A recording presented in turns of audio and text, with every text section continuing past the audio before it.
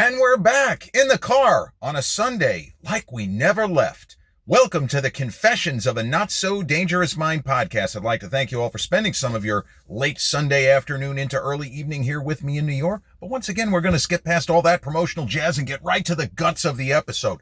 Well, the 2025 New York Yankees had a big victory today. They're only a couple of games out of first place.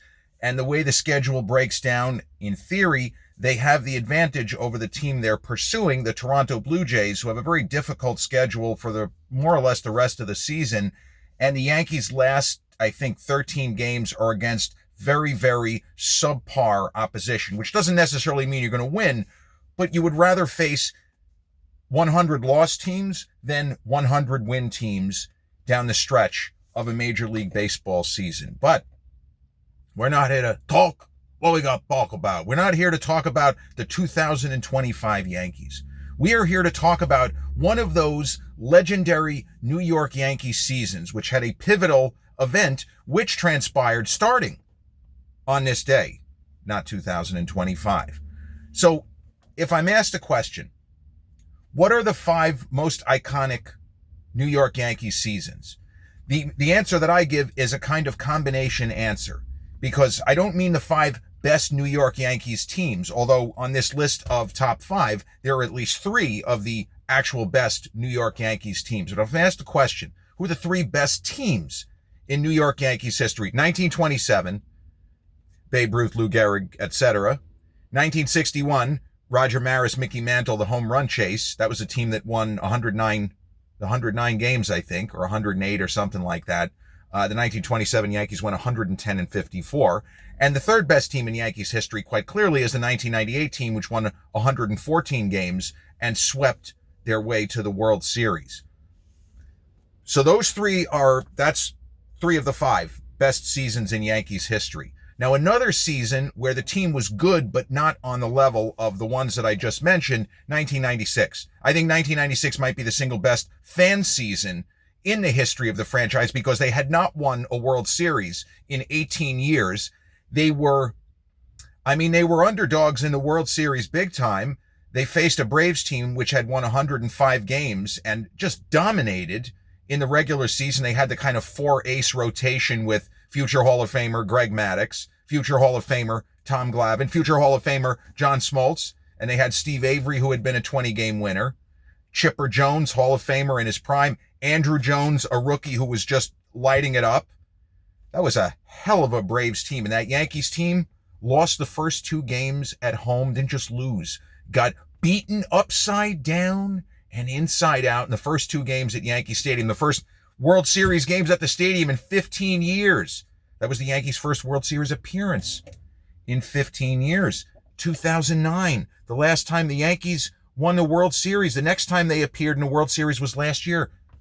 15 years. And unfortunately, they lost 2 of the 3 games in the Bronx. I went to the 1 game they won, but the 1996 Yankees, history tells us that overmatched, outmanned, not very good team, overrated, lucky to get to the World Series against the dominant 1996 Braves. They had won the 95 World Series. This Braves team was better than any Yankees team. Bring on the 27 Yankees of Babe Ruth and Lou Gehrig. Bring on the 1961 Yankees of the Mick and the Jolly Roger, because the 1996 Yankees are no match for the 1996 Atlanta Braves. That was written by Mark Bradley in the Atlanta Journal-Constitution. I'm paraphrasing, but that was the gist of it. After Game 2, we might as well call a halt to this World Series.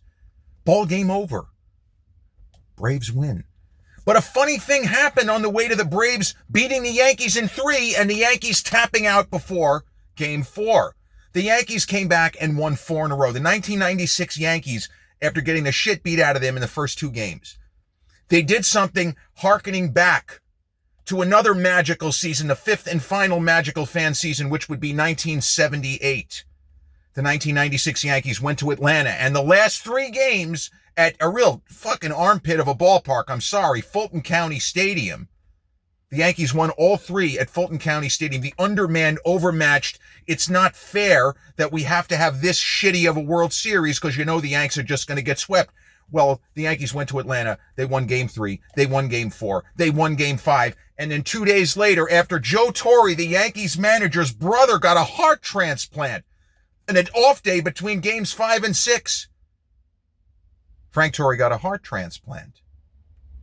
And then the Yankees went out in game 6 and they beat the unbeatable, better than the 27 Yankees. This might be the best team in the history of baseball. F to the U. The Yankees won that World Series in 6. But the 5th greatest Yankees season, 1978. Now, unlike the 96 Yankees, which had had a big rally, as I recently talked about, an incredible charge to the postseason to actually get to a postseason for the first time in 14 years in 95, in 1996, unlike 78, they weren't defending anything. Well, the Yankees, from 1923 to 1962, that is 40 seasons worth of baseball, the Yankees won half of the World Series. Half! 1923. 1927, 1928, 1932, 1936, 37, 38, 39, 41, 43. That's 10. And then they won the World Series 47, 49, 50, 51, 52, 53, 56, 58, 61, 62. That's 20 World Series. Beautiful people. 20 in 40 seasons. I mean, you can't make this shit up, but that's what happened. But then, after the 1962 Yankees got defeated, they made the World Series the next 2 years. The Dodgers of Sandy Koufax, no longer the Brooklyn Dodgers, the Los Angeles Dodgers, tuned them up, swept them 4 straight. And that's something that didn't happen to the Yankees very often historically. Did we ever get swept in the World Series aside from that? Yeah, 1976, but we'll get to that. After the Yankees lost a tough 7-game series in 1964 to the Bob Gibson St. Louis Cardinals, Tim McCarver, the late great St. Louis Cardinals. The Yankees didn't make another World Series for a dozen years, where they got swept by the Big Red Machine of Pete Rose and Johnny Bench and Joe Morgan. But the following year, after some big free agent signings, George Steinbrenner, or George M. Steinbrenner III, already the full 100% principal owner, the decision maker of the Yankees, at 46 years old, George Steinbrenner signed Reginald Martinez Jackson. He had signed Jim Catfish Hunter the previous offseason, and that helped the Yanks get to the World Series. And then Reginald Martinez Jackson put the Yankees over the top, even though, stop me if you've heard this before, a lot of fans didn't like Reggie. He's not a true Yankee. He's all about himself. Reggie Jackson was thought to be like an A-Rod before A-Rod, but it turned out that Reggie Jackson was an incredible pressure player in the conversation for the greatest pressure players in the history of baseball. So the Yankees ended up winning the 1977 World Series behind Reggie Jackson's 3 home runs in Game 6 at the house that Ruth built, the OG Stadium, the big ballpark in the Bronx. So 1978, the Yankees added some new pieces going into the 78 season. They got Rich Gossage, a future Hall of Fame reliever. The Goose, great nickname. We had a lot of great nicknames. But we got Goose Gossage, and we signed a few other pieces, and there were young players who were coming up, and it appeared that the 78 Yankees, not that they were going to cakewalk to another division title, because the 77 season, not that they wanted going away, but that was a big team. That was a big Yankees team, and all the excitement, and I was 3 years old, and supposedly my parents put me in front of the TV after Reggie's 3rd home run to watch the end of the game. I had maybe fragments, but maybe I'm just remembering that because it was implanted by someone else, a la Blade Runner. But the 1978 Yankees, they played okay, but the thing is, when there's no wild card, you can have a season where you're on your way to, let's say, winning 90 games. You win 90 games in 2025, you're getting some version of a postseason, even if it's, well, they don't really do the knockout game. You're going to get some kind of a best out of 3, best out of 5 kind of a series. You're not going home, at least I don't think you're going to be going home without any sort of postseason. It would have to be a really weird run out. The way that they do it now. But the 1978 Boston Red Sox were on pace for the kind of season that the 98 Yankees had, let's say it that way, or the 61 Yankees. They were on pace to win 110 plus games. And the Yankees struggled a little bit. They struggled somewhat. And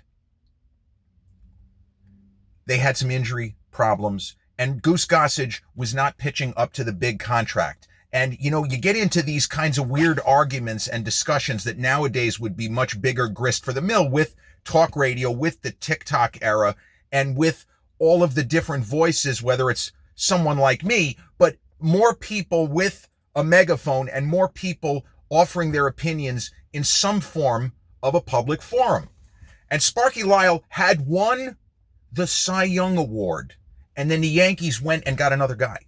Because the idea was Sparky Lyle was an incredible pitcher, but if you looked at him throw, he did not have Goose Gossage, Mariano Rivera stuff. He was a guy who was just a fantastic pitcher.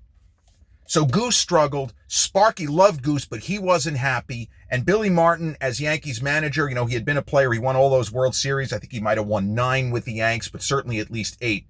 Did he even win? No, he didn't win that many. He was traded in 57 after the infamous Copacabana incident.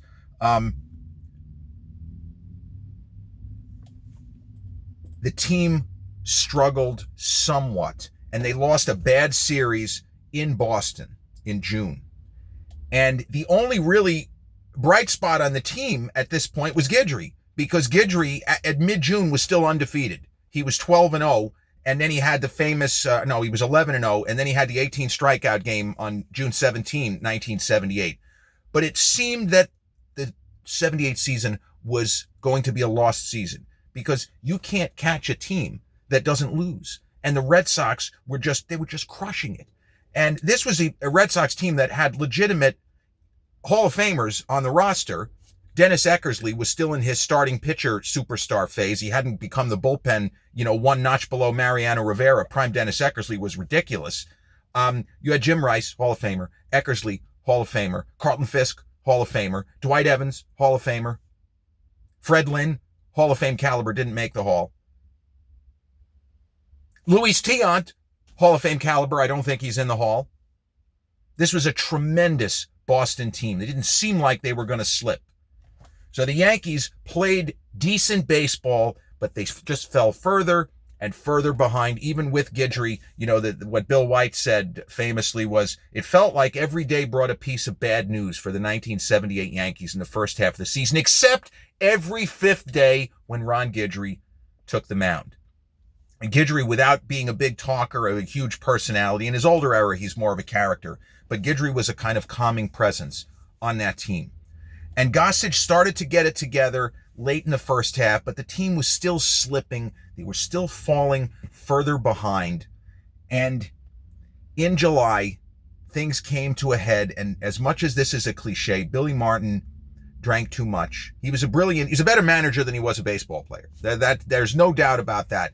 He had a big World Series in 53. He had over 400. The Yanks were going to probably win that anyway. But he had the circus catch, which they probably would have lost the 1952 World Series. The Yankees were up a run in, I think, the bottom of the 7th, and Jackie Robinson, hit a high pop-up. The base is loaded, and the runners are all going, and no one in the Yankees infield. Yogi Berra, the catcher, didn't see it. The pitcher, Bob Kuzava, I can't get over how much I love that name, and I wish I had a name like Bob Kuzava. The ball was right to Bob Kuzava, even though the pitcher's not really supposed to make a play. He didn't see it.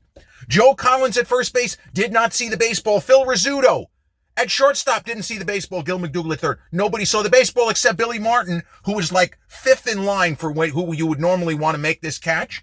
And Billy Martin came charging in and caught the ball to shoestring, or the Yankees most likely don't win the 1952 World Series. But Billy Martin was starting to spiral because Steinbrenner was pissed off. The team wasn't playing well. They're like 12 games out. And Reggie Jackson, man, I love Reggie Jackson. Reggie Jackson, legitimately an all-time great player. He wasn't Aaron Judge. You could argue he wasn't even prime Bernie Williams, at least not in the regular season. But Reggie Jackson was always going to march to his own tune. He had been traumatized repeatedly as a younger person, as unfortunately he's talked about in some public forums at the All-Star game a couple of years ago. It was really gutting to hear him talk about his past. But Reggie was always going to listen to the inner voice. And sometimes, if you're in a sport where you're the only person, if you're a boxer, if you're Ray Robinson, if you're Ali, if you're Alexander Usyk, and people are telling you you can't fight this way against this guy, and your inner voice says, yes, I can. I know exactly what I'm doing. But in baseball, it's a team sport. You can't do that. And Reggie Jackson, for reasons unknown, because he was a guy who thought differently than most other athletes, it's not really a criticism.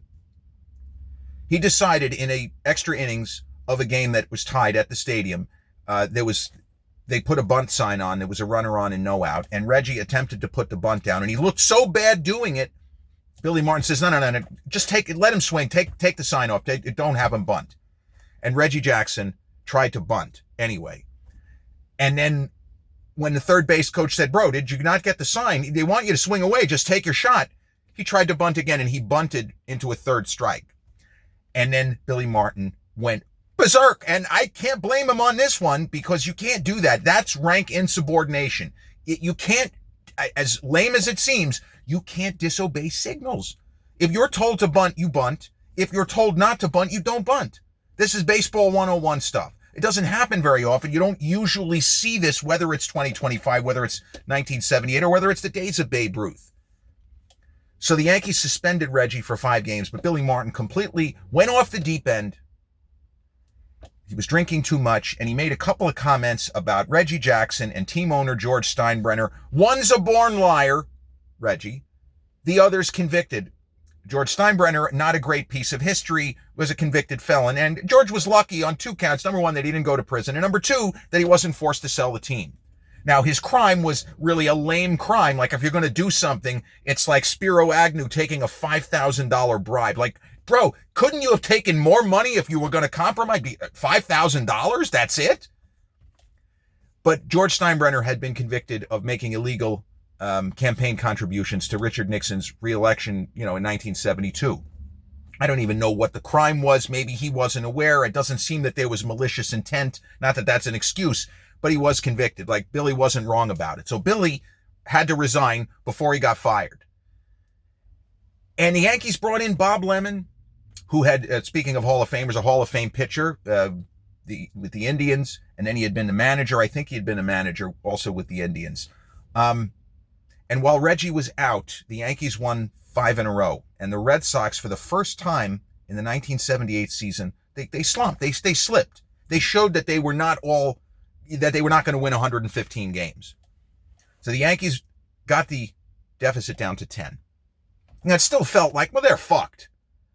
But with Lemon there, and then when Reggie came back, the team just seemed to relax, even though they were most likely screwed, and they were in the pressure cooker of a very demanding owner.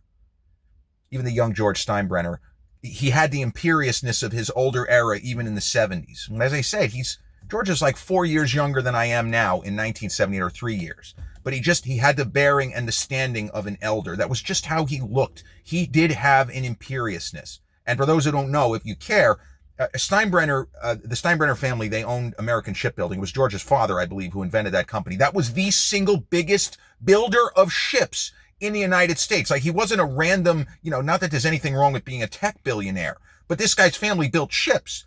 They were serious people. And as much as, like, George, he came across like royalty, for better or worse. He did. He just had the standing of somebody from money and somebody who knew which end was up. But the irony is, he knew business, but he didn't know baseball as well as he thought he did, and that was a problem in his later era. But bringing in Bob Lemon, it was thanks to Gabe Paul, the GM, great move, and the team started to play better. But also, it's not just that they won 9 out of 11 or whatever it was. The Red Sox came back to earth. And so over the next 6 weeks, the Yankees started to move closer and closer. And they had a couple of hiccups. There was a disputed game in Baltimore where the Yankees, in the top of the 7th, they were down 3-0. They scored 5. And Earl Weaver, who was a master at this kind of shit, I mean, it's sort of funny to look back on it. He made sure that the grounds crew deliberately didn't take care of it. There was a terrible rainstorm during the game. And he purposely messed with what was supposed to be the drainage system. Like, Weaver deliberately had it backed up. He did something totally illegal. Now he would have probably got suspended for the rest of the year. And Weaver got away with it. And the Yanks ended up losing that game. And it looked like they're not ever making a comeback.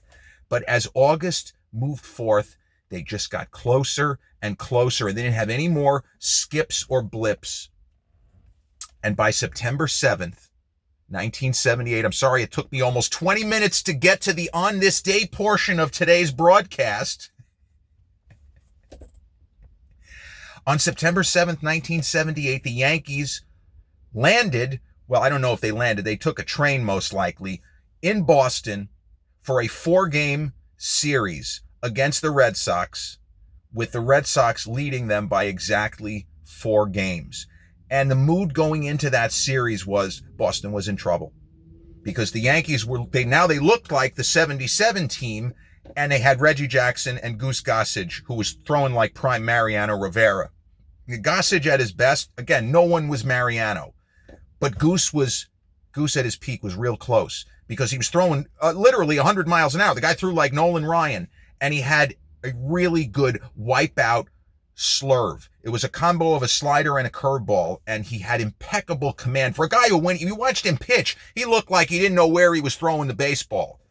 And that kind of added to his kind of cachet, if you will. The people were scared. This guy doesn't know where the ball's going. And the batter might just flinch because he seemed to turn his back before turning around and whipping it in there.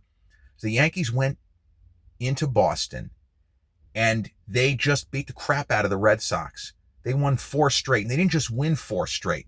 Ron Guidry talked about this at the time, and in later years in his autobiography, he brought this up. The final scores were 15-3. I think it was 15-3, 13-2, 7-0, and then the final game, 7-4. But the 7-4 game was not close. It was like 7-1 or 6-1, and then the Red Sox got a couple of runs in the 9th inning to get it to 7-4. What Guidry has said, Guidry pitched the 3rd game after the Yankees took the first 2 in the blowouts. Guidry threw a 2-hit shutout for, I think, his 20th victory of the season, in which he ended up winning 25 and went 25-3. It's top 5, maybe even top 3 greatest individual pitching seasons that any starter has had in the era where teams were no longer using the 4-man rotation. But Guidry wasn't even joking. He said the only game of the 4 that was even somewhat competitive was the game I pitched, the 7-0 game, because that was a close game. The Yankees broke it open late. It was like 1-0 and then 2-0 into the 7th or 8th, and then the Yanks put up a bunch of runs. But they went in there and they just beat the crap out of Boston. Swept them 4 straight. And one of the crazy stats was that Willie Randolph, the Yankee second baseman, went 3 for 3. I think it was game 2. Thurman Munson went 3 for 3, I think, in game 1. They had 3 hits before Boston's number 9 hitter even got to bat. Like, that's crazy because they blew him out both games. It was like 7-0 early. It was 6-0 in the first 2 innings. It was a complete blowout. And as Bill White, also the Yankee broadcaster, said in a really fantastic documentary on that season, they use a title of the Ringo Starr song, It Don't Come Easy. That was the title and kind of the anthem for the 1978 Yankees, It Don't Come Easy. Nothing really came easy for the Yanks except that one series where they just beat the crap out of Boston. So the team had been 14 games out. Sparky Lyle, in his autobiographical account of the 78 season, ironically called The Bronx Zoo, that's where you came up with the phrase. It was the Sparky Lyle and Peter Golenbach, who he ghost wrote that book. They called it The Bronx Zoo. Lyle gave up on the season in July. He said the season's over. The rest of this year, we're just playing out the string. And then within a couple of days, they started to make some headway. But one of the kind of under-repped parts of the 78 season is, yes, the Yankees went in, now 47 years ago today, 15-3 in game 1, 13-2 in game 2, and then the Saturday game with Guidry, 7-0, and then the Sunday game, it might have been Figueroa, 7-4. But the Yankees then went ahead and actually got the lead up to 3.5 games. So this is something that isn't reported as much because the fact that the Red Sox made an amazing comeback of their own, it kind of gets in the way of the thrust of the story, which is that Boston completely collapsed. They didn't. The Yankees simply did better. If you believe in such things as the law of averages, the 78 Yankees were way underperforming their talent level for that season. And the Red Sox, as great as they were, with the Hall of Famers and near Hall of Famers on the roster, they had kind of played too well. Like they weren't a 115 or 120 win team, not with a brutal division. I mean, there were 4 teams in that year, which I believe ended with 90 or more wins. Like you can't win 115 plus in that kind of division. You just can't do it. So after the sweep, the Yanks continued to win.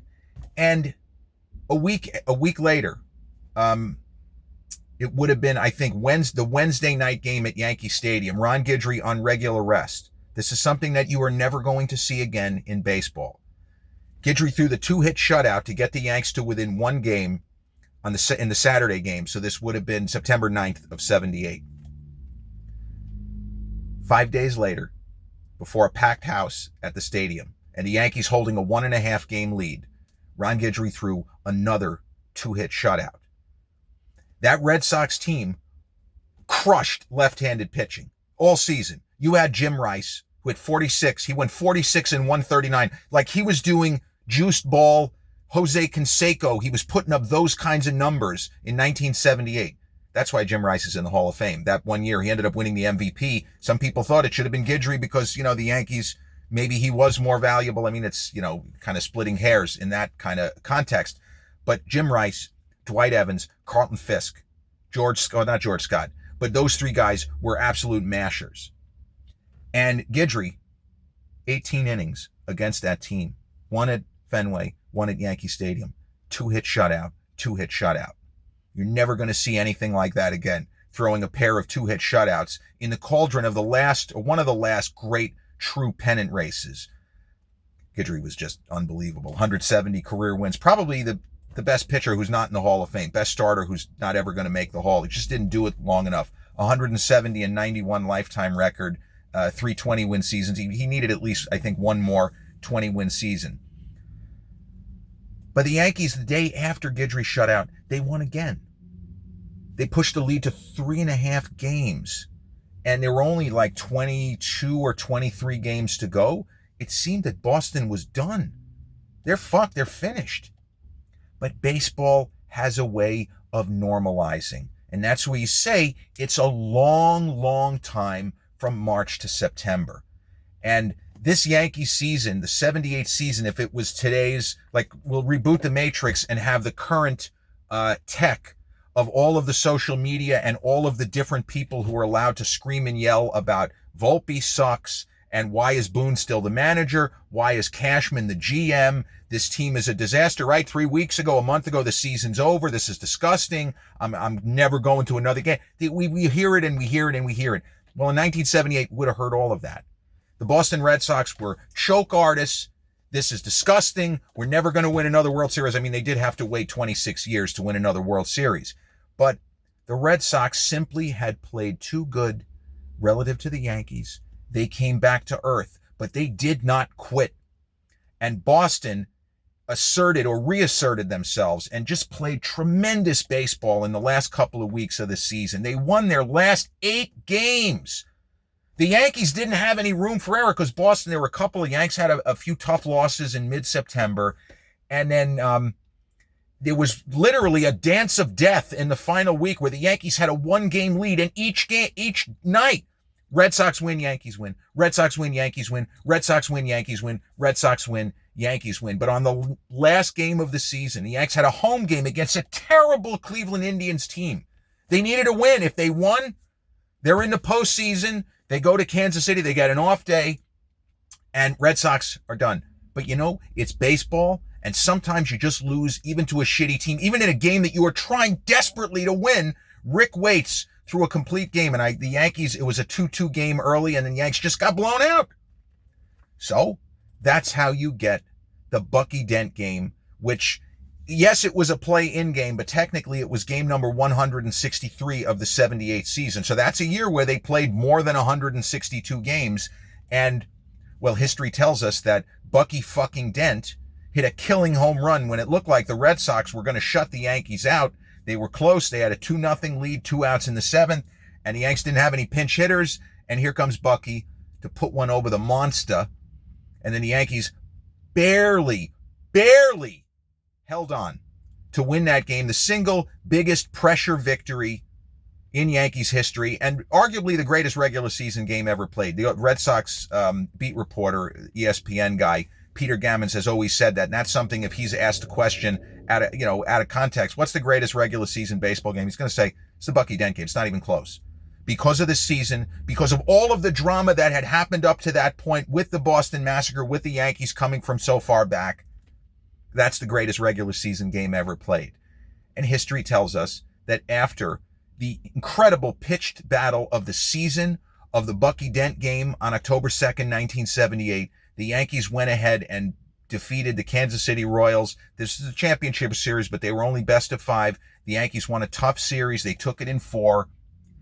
And then they went out and they beat the Brooklyn Dodgers. They beat the Dodgers. They're historical, geographic rivals, and now just historical rivals. And the Dodgers obviously have gotten the Yanks the last 2 times they played in the World Series, 1981 and unfortunately 2024. The Yankees, though, dropped the first 2 games in Los Angeles. And unlike, the kind of opposite of the 96 World Series where the Yankees dropped the first 2 at home and then won 3 on the road, the Yankees dropped the first 2 on the road and then came back. And the home cooking, the Yankee Stadium, they won all 3 at the stadium and then went back to Los Angeles. And behind Catfish Hunter, who was just about at the end of his career but had one more great start in Game 6, the Yankees won it. And Reggie, as he always did, he had a home run in the Bucky Dent game. His home run actually proved to be the margin of victory. That was a game that was 5-2, and then the Red Sox got it to 5-4. But the 5th run was scored courtesy of about a 500-foot homer to dead center at Fenway Park by Reggie. And Reggie homered it was to close out the scoring in Game 6. And the 1978 Yankees won the World Series. At the time, that was their 22nd World Series, 32nd pennant at that time, and 22nd. And they would not win another pennant or World Series until the aforementioned incredible 1996. And the thing is, for Generation Xers, 1996, that's ours. That's our World Series. Most of us were not really old enough to understand 81, and now it's 15 years later. I was 22 during the 1996 New York Yankees season. And I watched as many games as I could, and I certainly followed as much as possible, though we couldn't follow on our phones really in 1996. Social media, the concept of social media was kind of in its infancy. Facebook was still 9 years away.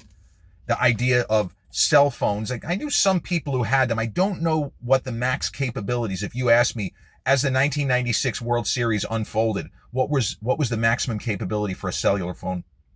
I have no idea. Did it have texting? I don't know.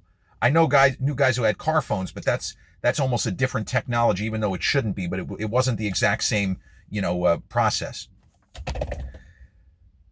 But the 1978 Yankees, I have argued and will argue, it's the single best season in Yankees history because of everything that went into it. If I'm asked the question, not what's the best year, but if you had to say, what was the Yankees' finest hour? What was the franchise's finest hour? It's 1978. Because the way they were down, they were defending a World Series title, the first one in 15 years, and they were down and they were out, and a manager was gone, and the star player who knew what was going to happen with this guy, he's just doing his own thing. But they ended up rallying, taking the lead, barely holding on in the Bucky Dent game, and then fulfilling the back-to-back World Series. It's the best season in Yankees history from the perspective of a great team that played almost even better than they should have when the chips were down and when all the money was on the table. And those Yankees were known because of the free agency signings as the best team that money could buy. But they also were stocked with money players, with guys who did their best under pressure, under fire. And let it be said that no one was better than Reggie Jackson in the postseason ever. That was a guy who always seemed to rise to the occasion. The moment was never too big for him, and he just shrugged his shoulders and did his thing. He had big playoffs. He had his moments in the Royal Series, and he was terrific in the 78 series again. And, on this day, 1978, the Yankees arrive in Boston for the start of a 4-game sweep, which will forever be known in baseball lore as the Boston Massacre. This has been episode 606 of the Confessions of a Not So Dangerous Mind podcast. I'd like to thank you all so much for spending some of your late Sunday afternoon into early evening here with me in New York. If you check out this episode on the YouTube channel, haven't done so already, please click like, subscribe, comment, share, turn on those notifications. Or if you catch this episode on the audio platforms such as Podbean, Spotify, iTunes, or the others in which we're hosted, same general rule applies. Click like, subscribe, share, and turn on those notifications. I'll be back with a new episode real soon. Till then, peace.